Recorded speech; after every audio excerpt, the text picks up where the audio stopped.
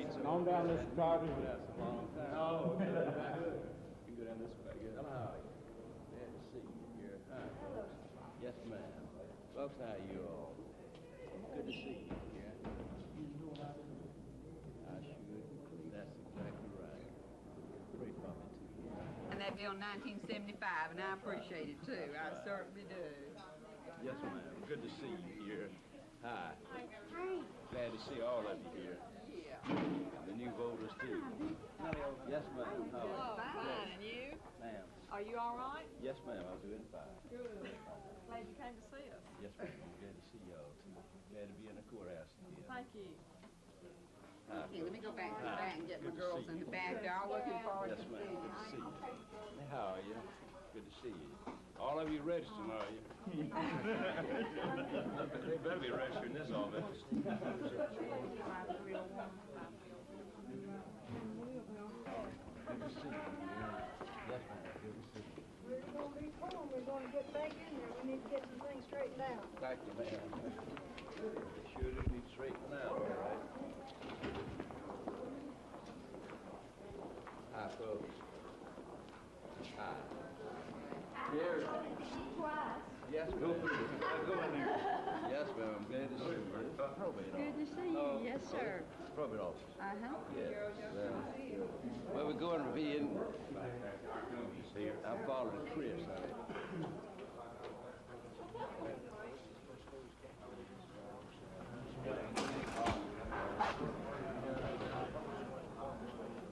Democratic National Party's offer of assistance to you?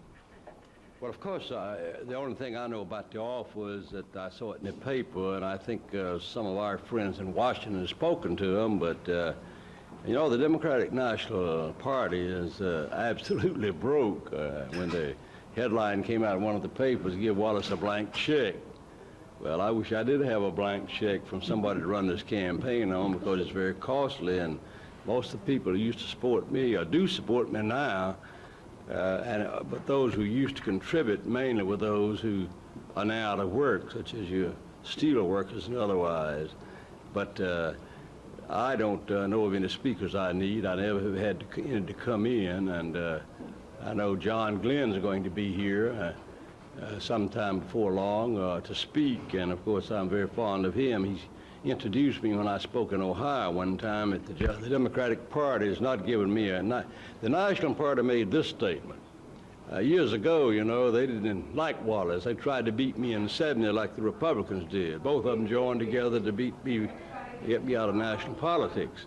Well, the things that I say now, that I am saying now, the unfair trade practices that the West Germans and Japanese have taken hundreds of thousands of jobs away. I said that in '72 running for president. And I also am talking about the high interest rates, about the Federal Reserve System taking upon itself to decide the fate of every small business in this country and large business also, in an effort to wring out inflation. But they must consider the social and civil consequences of people not having work, not making ends meet, not being able to have food enough for their children. And so I'm talking about the matters that affect our country. And so the Democratic National Party, it seems to me, has been very nice to me this year, because all the things that I said years ago when they were against me are now coming to pass. Do you have any reservations about being associated with the National Democratic Party? Well, I've always called myself an Alabama Democrat. You know, in 1964, a long time ago, when I'm not associated with, I am an Alabama Democrat, and if the Democratic Party listened to the people of Alabama years ago, and the Republican Party 2 years ago, several years ago also, the nation will be in the shape it's in today. Governor, your opponent got very specific last night here in Birmingham. He said that when you pull back the bedclothes this year, it's going to be Fritz Mondale, Ted Kennedy, and George Wallace all in the same bed. Your reaction, please, to his association? Well, you know, that party's had its share of liberals such as Rockefeller, Nelson Rockefeller, and David Rockefeller, and Javits, and why, who can be more ultra-liberal than the Rockefellers and the Javits? Well, the Rockefellers almost run the world, and they're ultra-liberals, and I'm not, they're Republican. And so It's just like I said in 1966 when my wife was running for governor. You put all the national liberals of the Republican Party and Democratic Party in a bag, a sack, and shake them up and turn it up, and the first one that dropped out, you'd put him right back in because they're all the same thing. So I have been to conventions where people of different persuasions were there. And when you go to a Republican convention, you go there where the Rockefellers are and the Jabbets are and the people of that sort. So it's tit for tat on that. Governor Bush also... They can say, they don't know the word blame, blame, blame. But they said they had to be successful. I'm not fighting Mr. Reagan. I'm praying for Mr. Reagan. I want him to be eminently successful because I don't care who gets the credit for it. I want to see people in Birmingham working. I want to see people...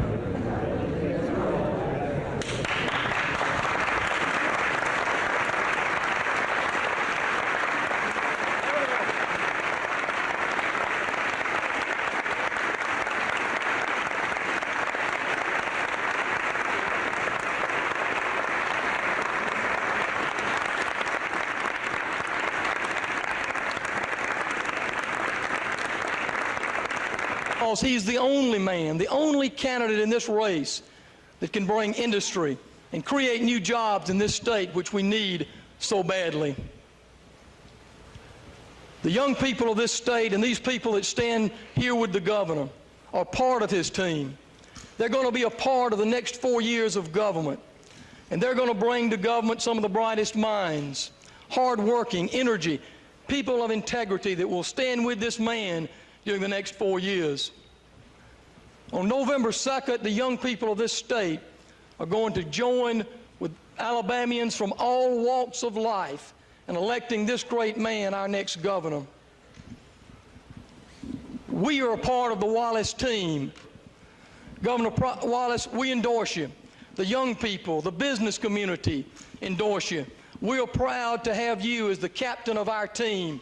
And we look forward to a victory on November 2, and we look forward to 4 years of good, honest government.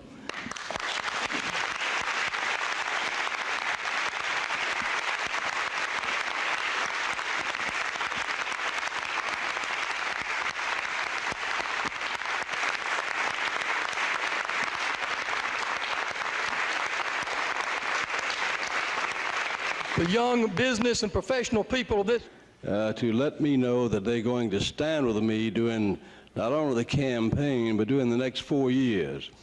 You know, these are some of the cronies, you might say, that are going to help us in government during the next 4 years in Alabama. These young progressive people who have, of course, have innovative new ideas, and they are going to take over government in the future and in business and all aspects and phases of our society. And today we have some of the finest of this crop of young men and women in Alabama today. So I might say that these are some of the kind of cronies that are going to be associated with me during the next 4 years.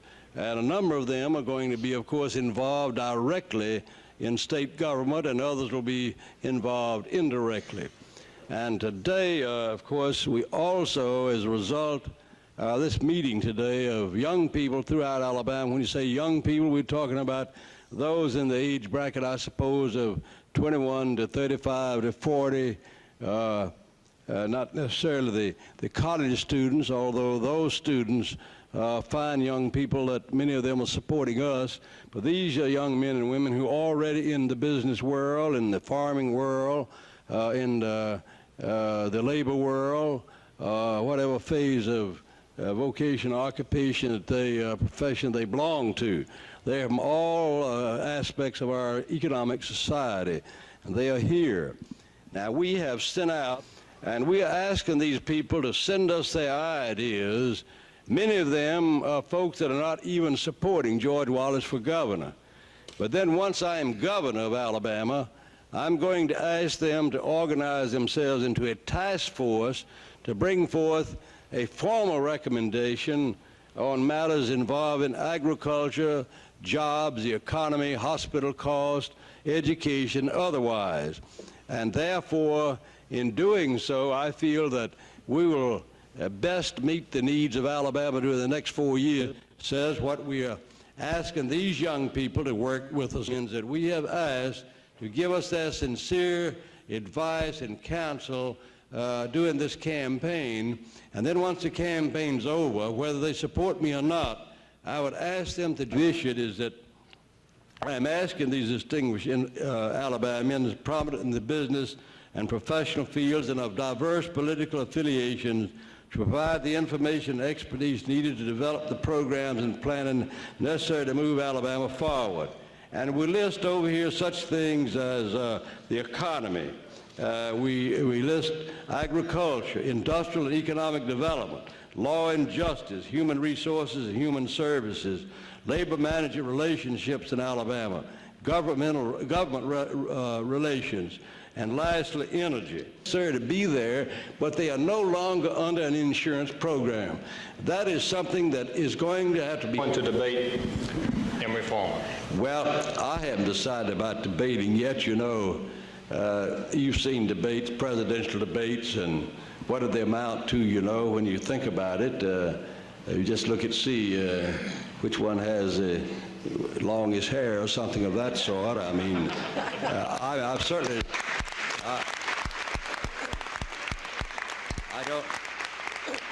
I want to say this, that the League of Women Voters are certainly interested in Alabama, and they're doing this for a very good reason in their minds and opinion. But I've seen many of these debates, and I have not made a decision on the matters of yet. I do know that I will be talking about the things that will be involved and asked in a debate all over Alabama, which I've already done. And I'll let you know about that later. Is there not? Anyway, there's a great number that I picked out, and we sat down with a group and made all Alabamians. And I know they'll be interested in trying to help any candidate himself, both candidates. Well, I've always been able to handle things myself pretty well.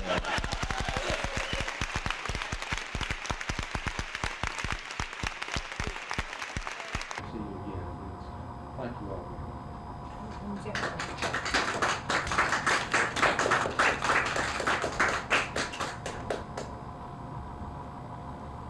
We love you.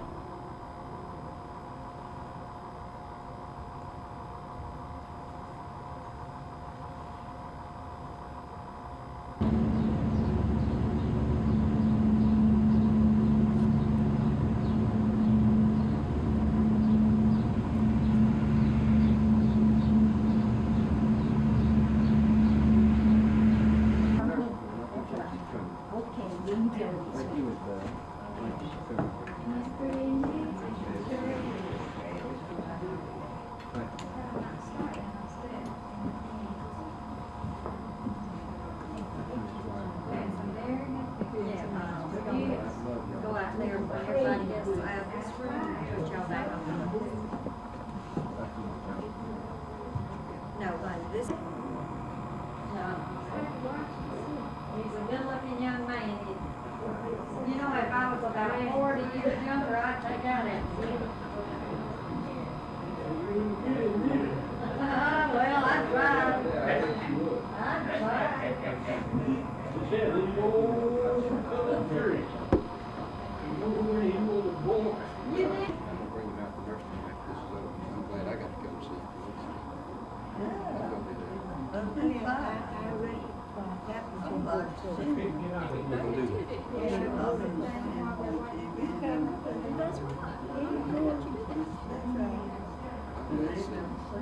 We're going to bring him out. Okay. He knew that I came to see y'all. Okay, you come do. I'll do that. I believe you got a brochure, sir. I'm gonna put one in Yeah, I your want a pocket. brochure.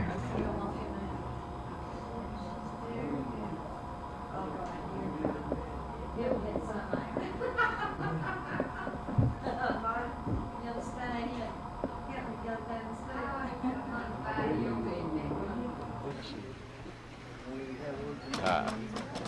Bob, how are you, buddy? I just spoke to the audience. I got them. 30 minutes. I mean, about what? About your rates. tell them I'm going to lose. You know I said that.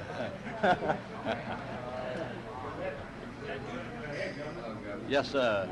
Gilbert, good to see you, buddy. How are you? Yes, sir. Good to see you. Bill Green, Governor. Yes, sir. Good Nice to see you, too. Jabbo, how are you? Fine. Good to see you. Good to see you. I'm good. Good to see you. Yes, sir. Fine, thank you. Good to have you with us. Hi. How you doing? How you doing? Good to see you.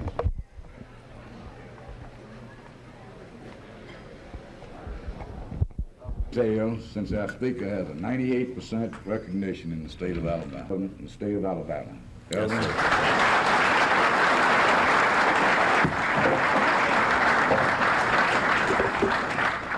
Mr. President, it's good to be with you, and what benefits run out, and the food stamp program and things of that sort, American people who live on farms. And as a consequence, it makes it so much unlike what would happen in a depression in the country in the years in the 80s. Not going to exist in our country. However, to those who are unemployed and who are having a very difficult time making ends meet, not what you're supposed to do, you know, but it's not a bad poll, it's an excellent poll. But I would like to read you what part of it says, and therefore I hope I can maybe impress some of you today that you ought to support George Wallace for governor in 1982. It talks about in the demographic breakdown, Wallace's greatest strength is found among more likely voters, that is, who likely to vote, blacks and low-income whites, residents of northern central Alabama, rural and small-town voters, women, and those affiliated with labor. Farber, on the other hand, leads Wallace only among high-income whites. So I know that there are a great number of high-income whites in Alabama, that I had an open-door policy as governor of Alabama. A man could come in to see me whether he was the richest or the poorest, whether he belonged to labor or non-labor, or whether he was a businessman or a coal miner. And as a consequence, over the years, having this open-door policy, I naturally have received much of their support. Not that I'm necessarily 100% in agreement with everything they advocate, but I found that it really does mean much in government that people feel they can see the governor. Now, I know the governor has to have some time to... Now, you know, for some reason, I feel that some people think about free enterprise, and maybe Wallace is not so strong. I am the strongest free enterprise believer, as strong as anyone running for governor, or has ever run for governor. And I have spoken, as I told, he's used by Ronald Reagan when he ran for the presidency. And everything that I have said, beginning in the 60s and all through the 70s, is now, as the Milwaukee Sentinel said, is now the conventional political wisdom of all people of all, what they say, the Tip O'Neill, not a candidate in other states, but as an Alabama Democrat in Alabama. And that was during the jobs in which some of you and most of you complain about as being the very liberal years. I do know that in 1968, both parties began to come close together and said almost identical to the things that I said. One reason I think that, in the first place, my health is good as I had. So I've been interested in jobs and industry since the days when I was a legislator, when we had one tech school in Alabama. In 1947, we had a terrific problem in those years, and when I came in as governor, a low per capita rate ought to come on down to 8% with this understanding of the president going on television saying, there have been many millions of people in this country who cannot buy a home or an automobile as a result of the interest rate. Give them a chance to get started. And the rest of you people, and Mr. Volcker would do that in the Federal Reserve, Mr. Reagan were to do that, I believe that in itself of recovery, and also maybe it would aid, of course, automobile industry in the country too. Although we talked to people in Detroit, I met with the steel people in Chicago, and I met with the textile people in Danville, and require, under the agreement with the West Germans, the Japanese, and others, that they adhere to this fair trade practice doctrine of no substance. And that we had good race relations and so forth. So I can tell you this, that as a result of being known, I know that it is worth something to the people of this state. I know that I've been able to pick up when they were trying to close and are still trying to close a big industry in northwest Alabama. Nobody could get in touch with the top people in that company, but I did because I'd met with these people in 1972. And Mr. Cole, who was the president of General Motors, said, because of your... This act. Well, I would do this. I did, as Gilbert Mobley knows, that not a single piece of legislation passed in regards to workman comp, unemployment comp, without the agreement of all parties, and that I always appointed a committee suggested by Gilbert Mobley and also suggested by organized labor, and they always came to an agreement. And in my judgment, that will happen again when I'm governor. And of course, the other group says the opposite, that actually ours is not, we're the lowest on the ladder in the South. In fact, the $90 is lower than any state in the South with the exception of Mississippi. But I would hope and feel that Gilbert Mobley and AIA and organized labor can get together as they've done in the past. And that's I am a very technology matter in this sense.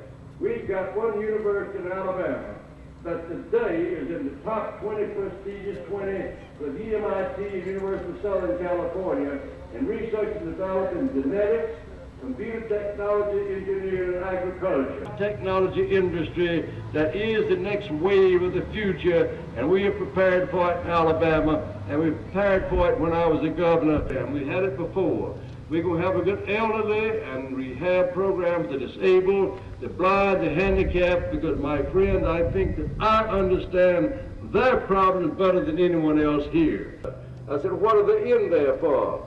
He said, they're in there for murder. I said, well, why don't you go to the cemetery? You also said 10 years ago it's going to. I'm going to try to do the best I can, but I'm telling you it's about wrong. You were saying 10 years ago, we ought to pay attention to the person murdered instead of the person that did the murder, and pay attention to the victim instead of the one that committed the crime. And I can assure you as governor that's what I'm going to do.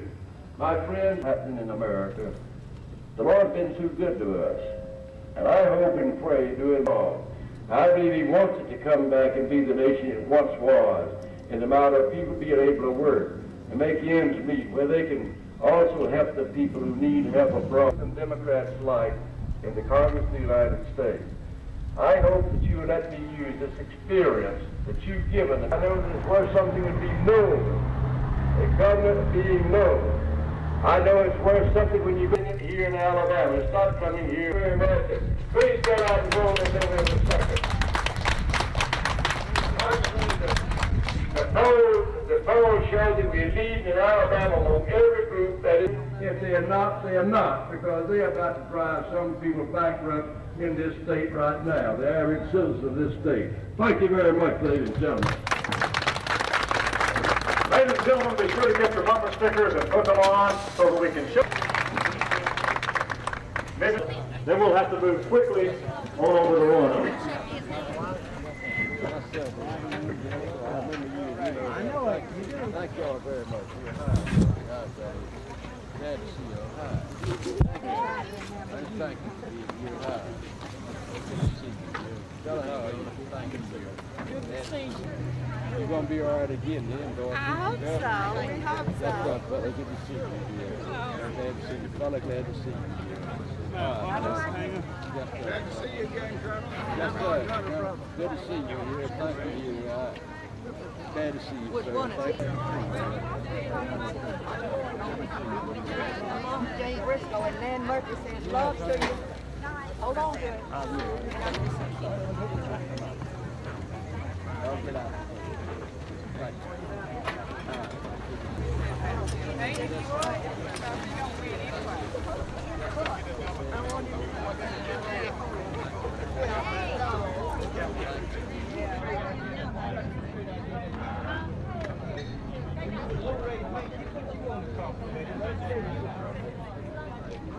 I'll take it.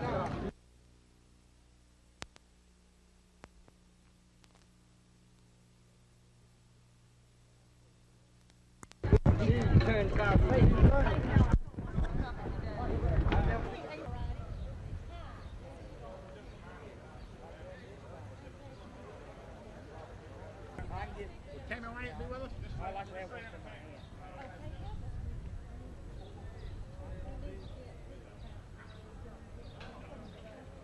No, I'm 23. Yes, sir. What is your name? Well, thank you. You mighty sweet. You want a wallet button? Let me put this on you. You need a wallet button. That's all you're allowed. You tell them what size you got on you.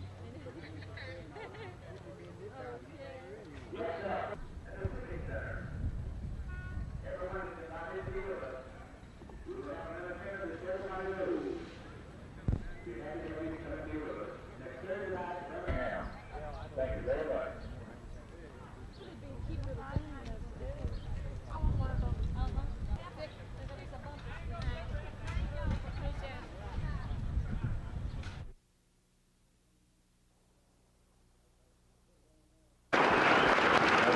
Put it on now. Put it on now.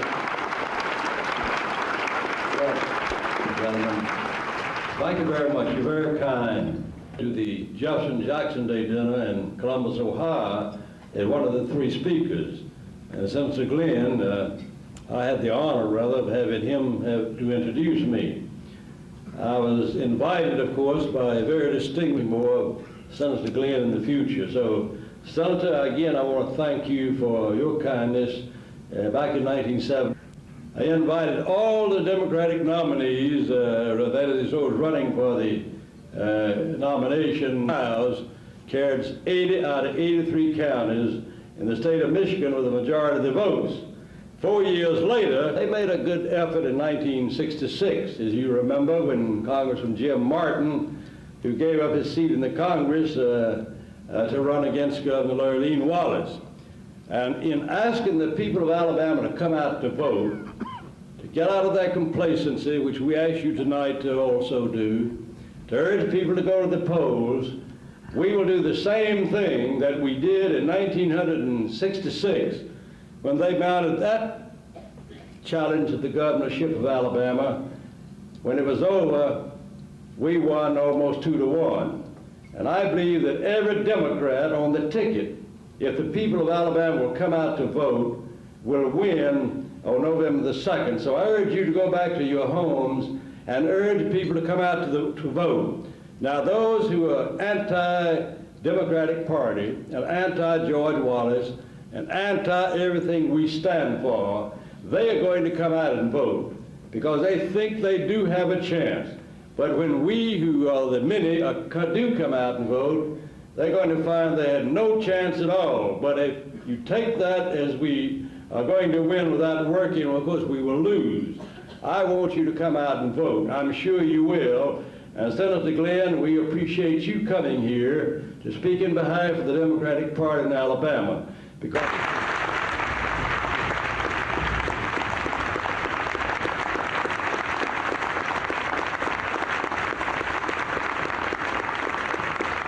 basking in the glow of this, at least mentally. And so we're riding along, and I said, Andy, you know, have an opening game down there with the Birmingham Stallions, of course. And on behalf of Marvin, I want to invite every single one of you to be his guest at the opening game. It was a real exercise in nostalgia for me today to be there at the Space Museum. And that probably has more of the booth. But let me say what a pleasure it is to be here tonight on behalf of this amount of work to make these dinners a success. And I think we ought to show Jimmy Knight and Linwood Smith, Myrtle Green, and Tom Woodall just how much we appreciate their outstanding efforts in putting this on this evening. Not new in our Democratic Party. It's been a hallmark of our party since its very inception. And today that proud tradition remains alive and well right here in Alabama. And you can see it in the leadership.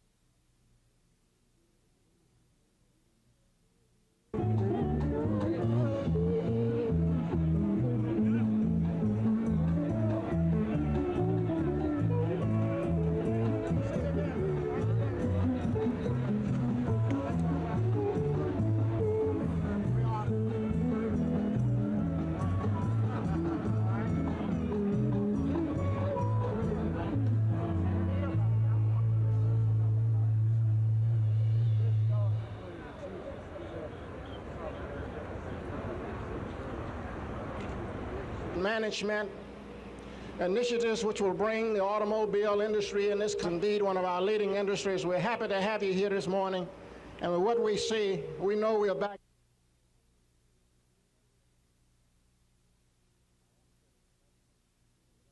I am setting a precedent without hesitation and with the full belief that this is the man to my right that will be the next governor of the state of Alabama.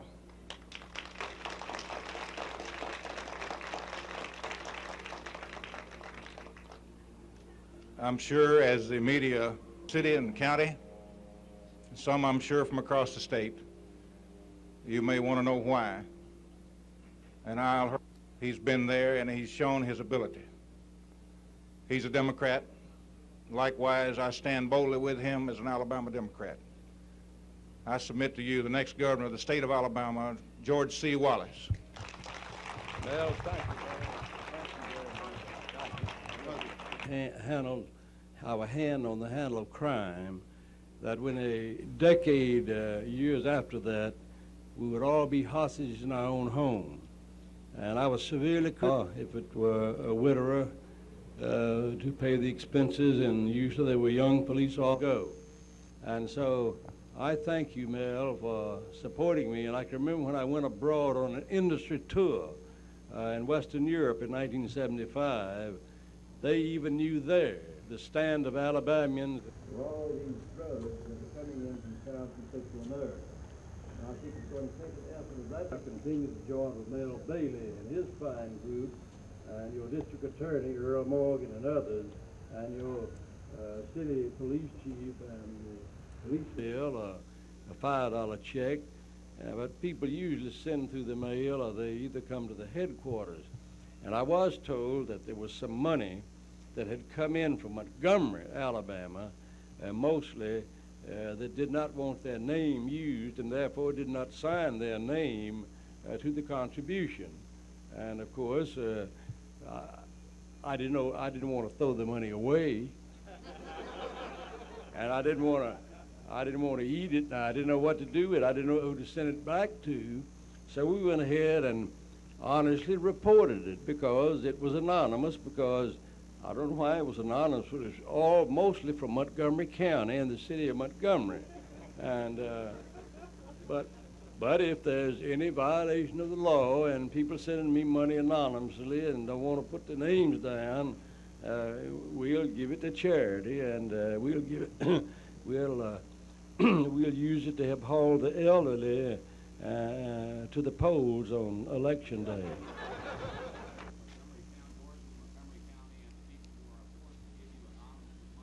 Oh, no. You mean you think that? No, I don't think any such thing. I would not dare have such a thought about such as that someone gave money anonymously because they thought pressure would be put on them. No. But you know, the Republicans, their party don't require them to report their money. I'd like to know how much money they got and from who. But we Alabama Democrats have a rule. This is not the law. We didn't want to say so. Of course not. That would be a reflection upon my opponent. And I don't want to make any reflection upon my opponent at all, because he's a fine, good man running for governor. And I might say he's getting ready to run. You know, like Jim Bolton used to say, my opponent's just getting ready to run. You know, this is a tune-up time. I don't ever say, you ought to run on the issues and what are you going to do, not on the weaknesses of a candidate, the other candidate. Talk about the issues and what you want to try to accomplish for Alabama, and even what you've accomplished in the past, which is sometimes a guide to the future. One of the things I want to do as far as Jefferson County is concerned is that I don't think any time being increased taxes in a recession.